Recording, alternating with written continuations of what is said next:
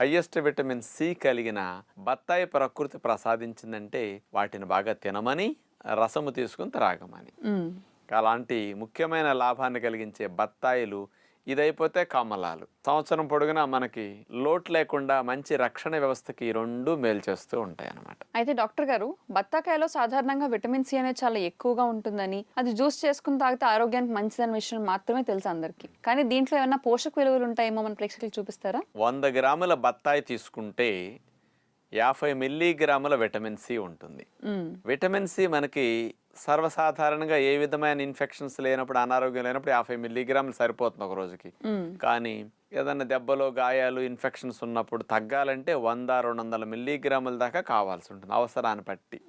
అలాంటి vitamin C వేడి చేస్తే నశిస్తుంది. అందుకని బత్తాయిలు ఎవరు వేడి చేసి వండుకు తినం కదా, ఫ్రెష్గా జ్యూస్ తాగినా, నమిలి తిన్నా ప్యూర్గా విటమిన్ సి మంచిగా అందుతుంది.